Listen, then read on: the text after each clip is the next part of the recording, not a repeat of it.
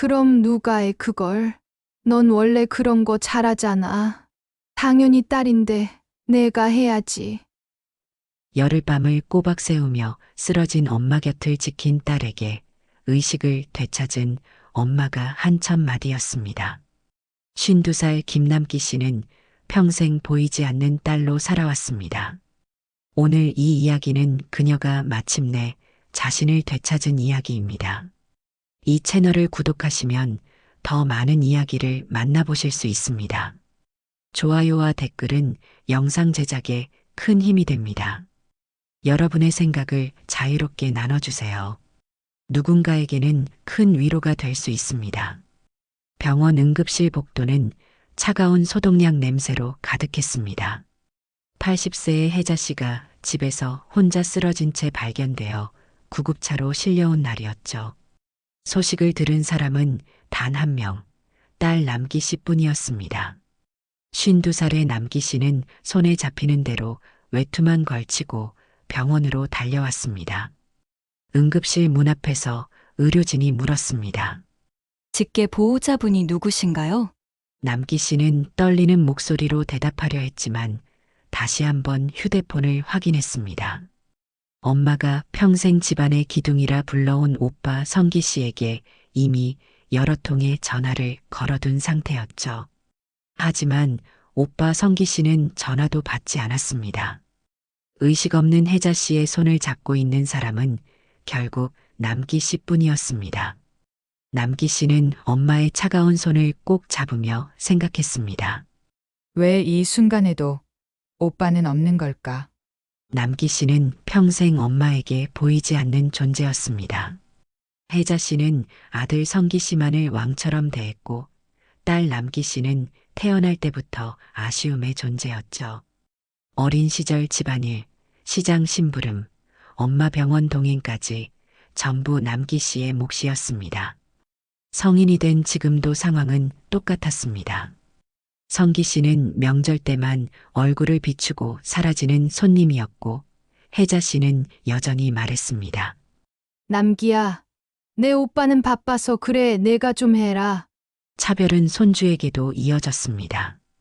남기 씨의 딸이 명절에 찾아오면 혜자 씨는 온기 있는 말을 건네기는 커녕 심부름시키기 바빴죠. 지수야 부엌에 가서 강민이 과자 갖다 줘.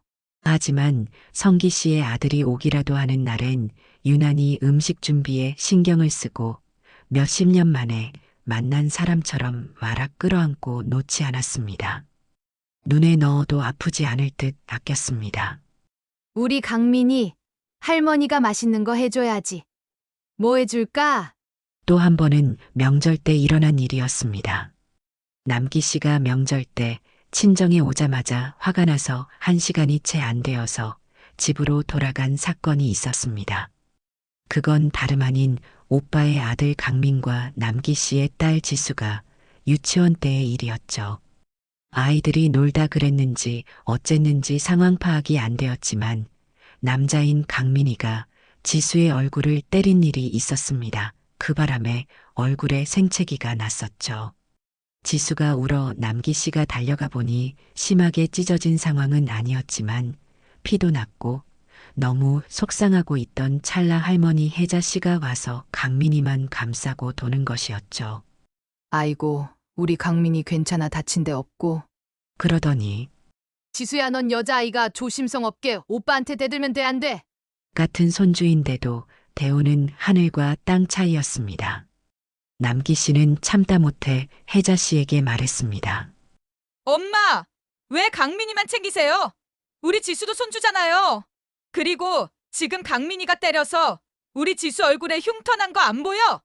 그러자 혜자 씨는 화를 냈습니다. 남의 집 자식이랑 우리 집 대를 이을 애랑 똑같아? 내가 그걸 모르냐? 뭘 그렇게 대단한 집안이라고 대를 잇는 거에 집착하시는 거예요? 너 지금 뭐라고 했어? 다시 말해봐. 그날 이후 남기 씨는 엄마와 연락을 끊었다 만났다를 반복해 왔습니다.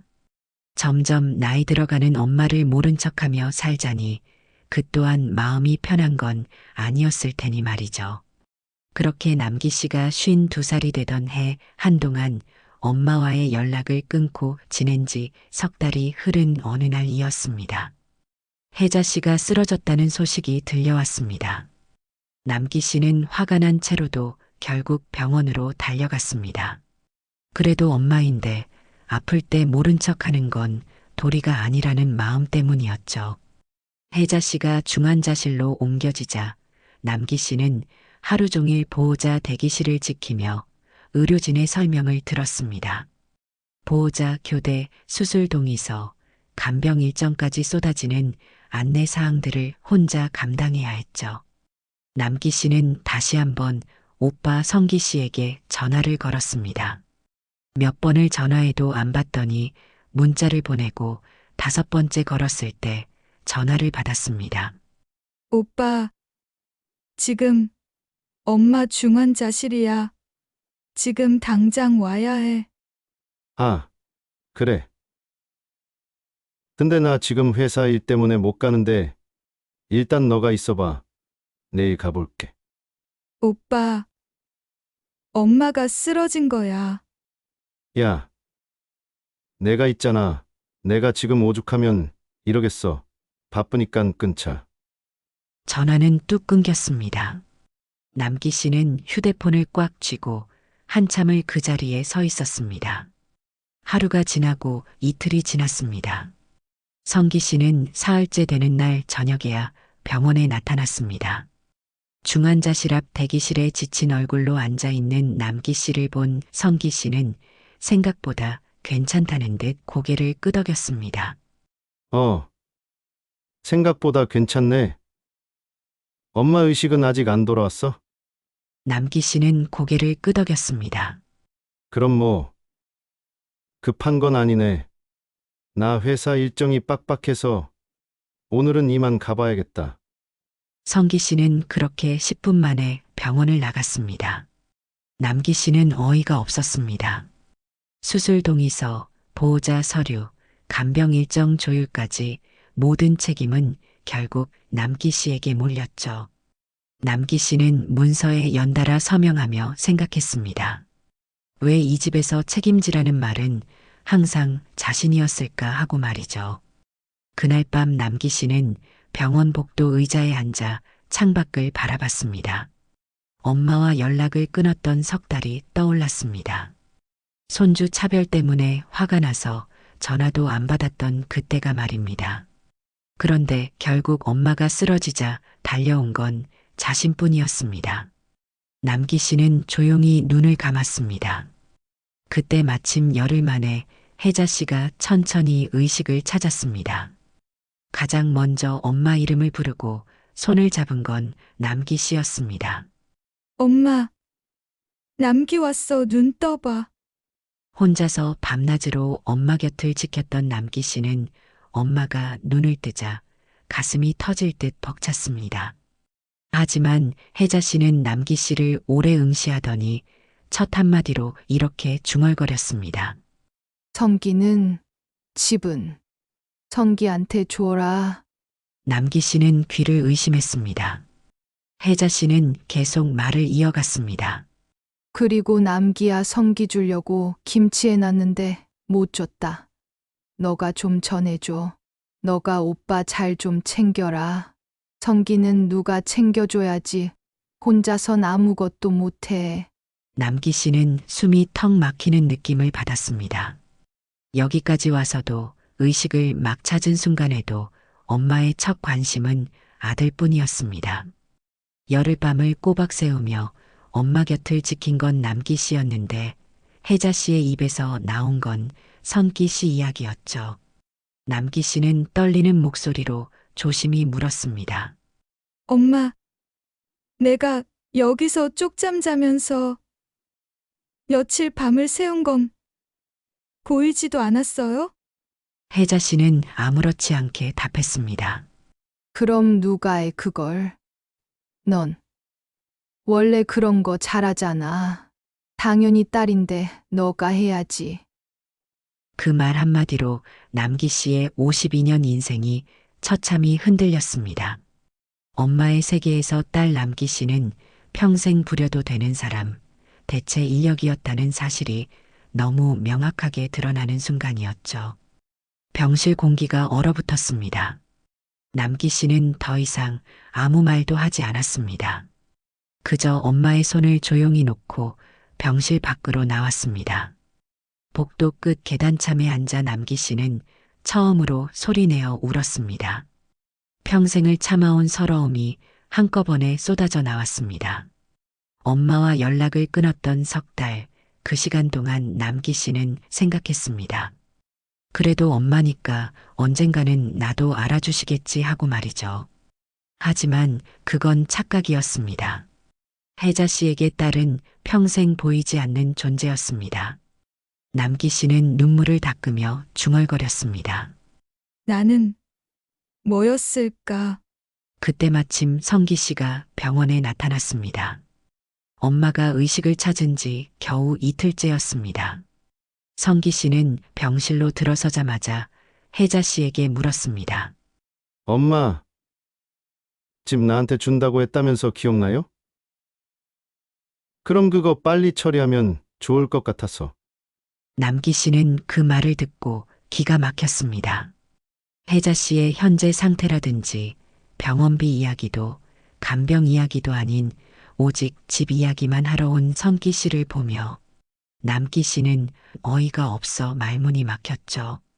엄마가 의식이 돌아왔을 때 겨우 한다는 소리가 집 정리해달라는 거라니 남기 씨는 이런 아들을 평생 모시고 산 엄마도 불쌍하다는 생각이 들 정도였습니다. 오빠! 지금 그게 여기서 할 소리야? 혜자 씨는 또 성기 씨 편을 들었습니다. 남기야, 내 오빠가 일도 그렇고 힘드니깐 그럴 수 있지. 넌 오빠한테 대들면 안 돼. 남기 씨는 참았던 감정이 폭발할 것 같았습니다. 자신도 힘들다고 자신도 사람이라고 작은 목소리로 말했지만 혜자 씨는 들은 척도 하지 않았습니다. 혜자 씨는 남기 씨를 보며 말했습니다. 성기 씨는 강민이도 챙기고 장남으로서 해야 할 게 많다고 말이죠. 장남이 잘 돼야 된다고 하면서요. 그 말에 남기 씨는 더 이상 참을 수 없었습니다. 엄마! 그럼 저는요? 제 딸 지수는요? 지수도 엄마 손주잖아요. 저는 뭐 여유가 많고 넉넉해서 지금 이러고 있는 줄 아세요? 혜자 씨는 인상을 찌푸리며 대답했습니다. 지수는 딸이고 남의 집 자식이잖아. 강민이는 우리 집안대를 이을 아들이고. 남기 씨는 온몸에 힘이 빠졌습니다. 손주까지 차별하는 엄마를 보며 남기 씨는 깨달았습니다. 엄마는 평생 변하지 않을 거라는 걸 말이죠. 성기 씨는 그 옆에서 태연하게 말했습니다. 남기 내가 엄마 잘 챙겨드리고 있어. 자신은 바빠서 자주 못 온다면서 말이죠. 남기 씨는 더 이상 감정적으로도 경제적으로도 버틸 힘이 없었습니다. 그리고 조용히 마음속으로 결심했습니다.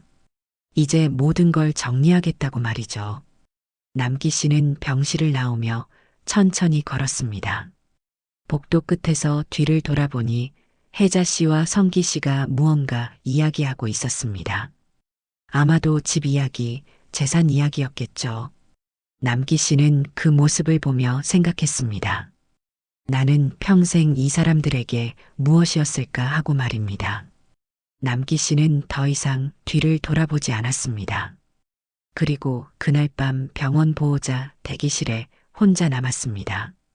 성기 씨는 집 이야기만 하고 다시 사라졌고 혜자 씨는 병실에서 잠들어 있었습니다. 남기 씨는 창밖을 바라보며 생각했습니다. 자신이 평생 바랐던 건 무엇이었을까 하고 말이죠. 엄마의 사랑을 받고 싶었던 건 아니었을까? 오빠처럼 인정받고 싶었던 건 아니었을까 하는 생각이 들었습니다. 하지만 그 모든 것은 처음부터 불가능한 일이었습니다. 혜자 씨에게 딸은 사랑의 대상이 아니라 그저 부려 쓸 수 있는 존재였으니까요.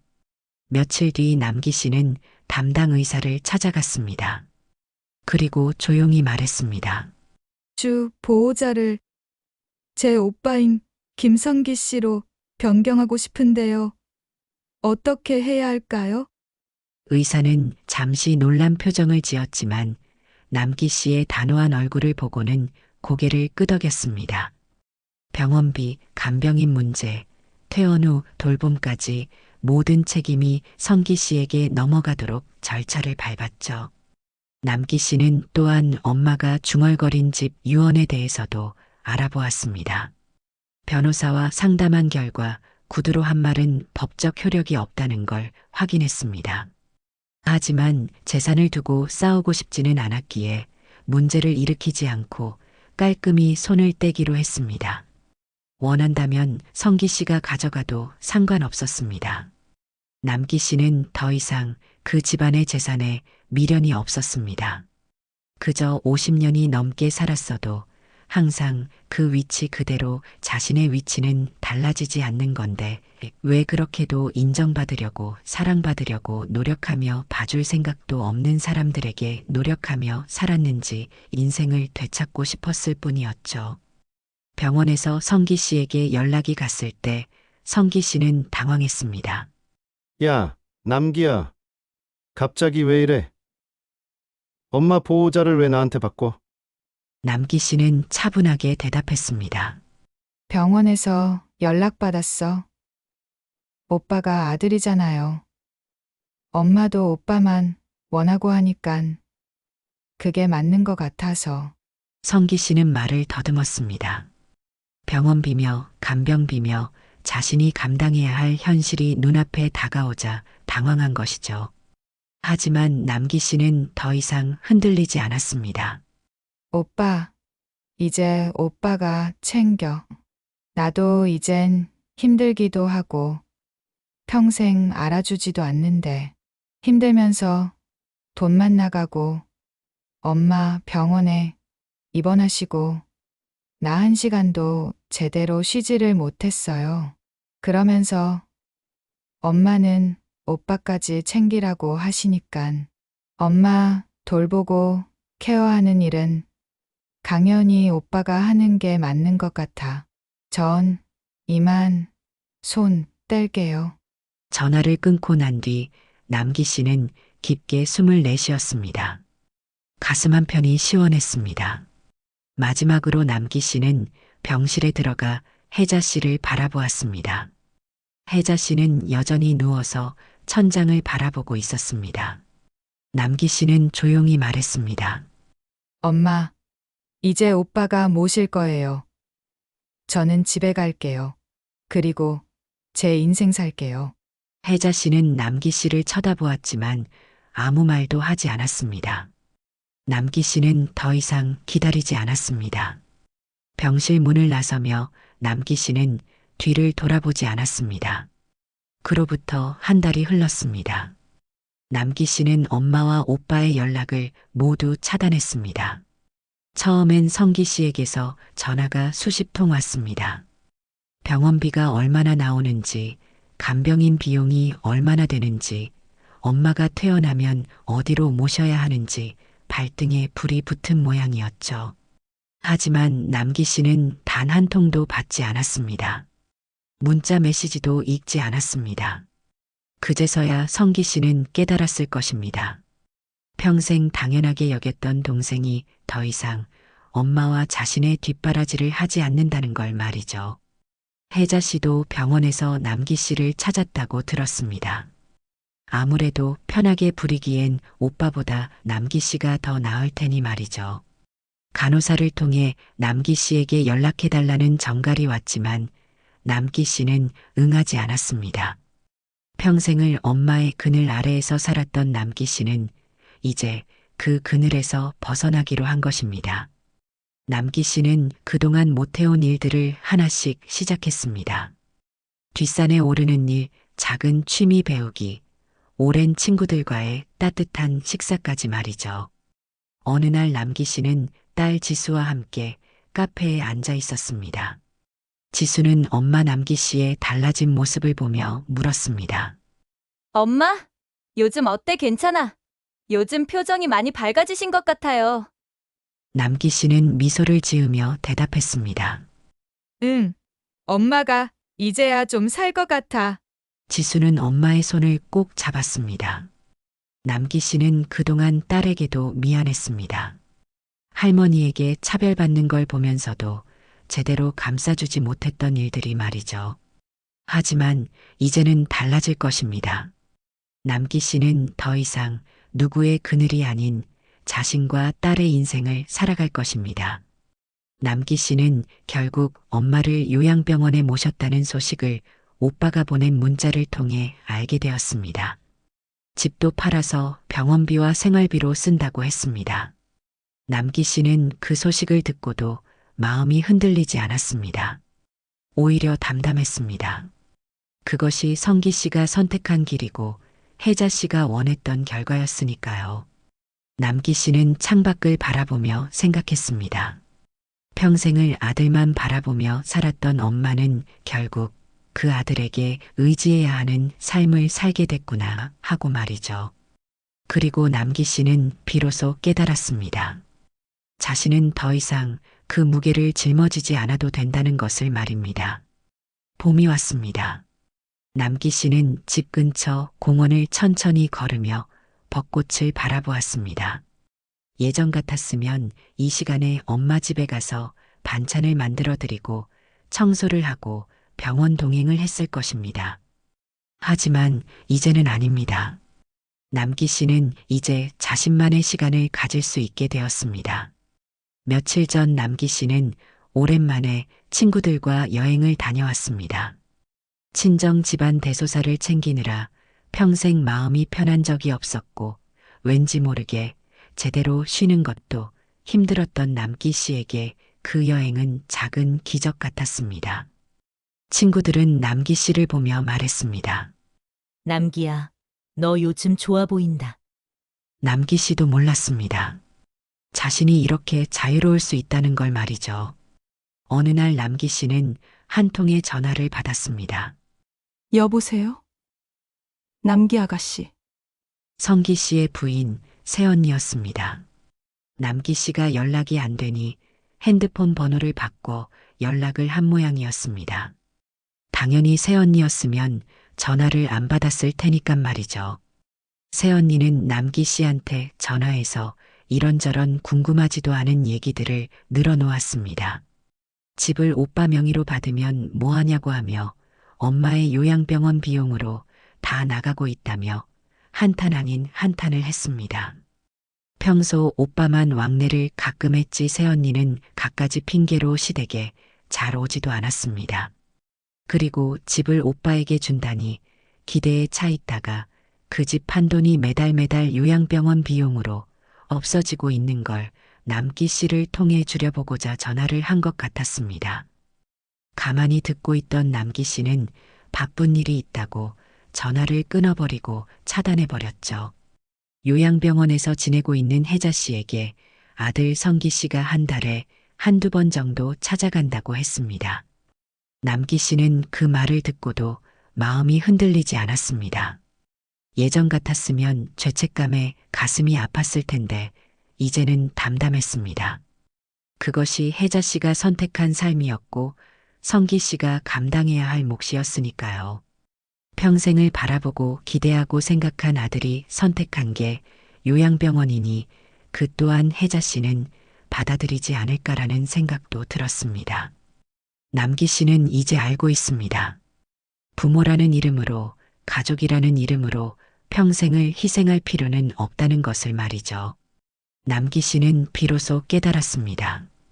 자신은 누군가의 그늘이 아니라 자신의 인생 주인공으로 살아도 되는 사람이라는 것을 말입니다.